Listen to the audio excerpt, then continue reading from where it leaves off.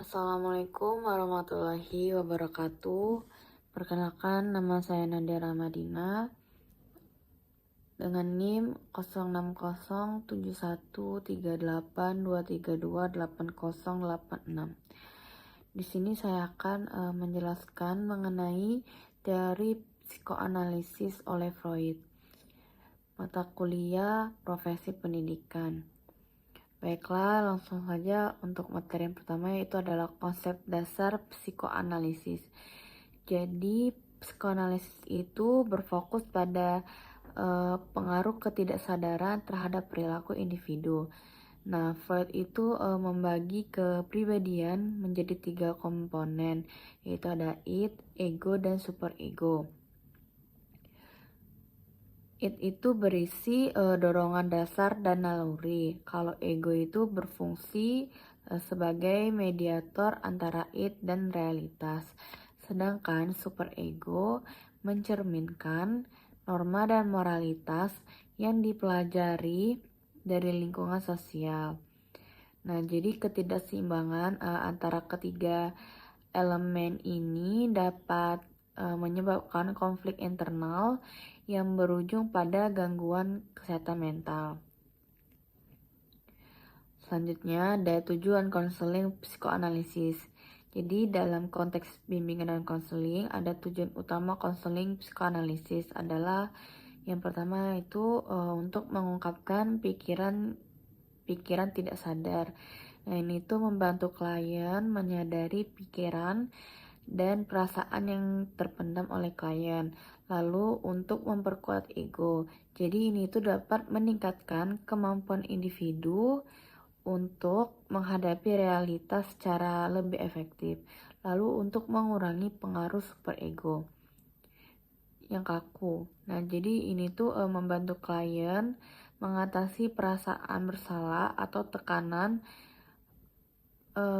moral yang berlebihan. Lalu untuk mengkonstruksi pengalaman masa lalu.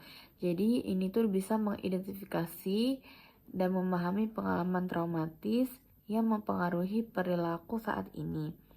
Selanjutnya itu adalah tahapan konseling psikoanalisis. Jadi yang pertama itu dengan melakukan asesmen. Jadi konselor itu melakukan evaluasi awal untuk memahami masalah yang dihadapi klien. Lalu pengembangan transparansi.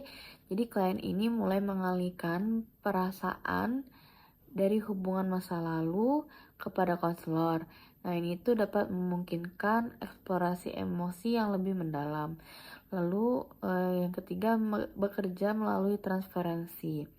Jadi konselor itu membantu klien memahami dan menginterpretasikan perasaan serta pengalaman yang muncul selama sesi.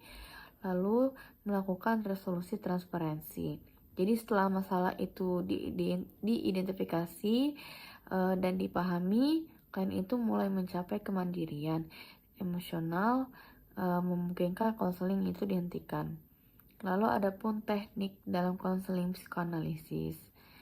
Nah, jadi yang pertama itu ada asosiasi bebas.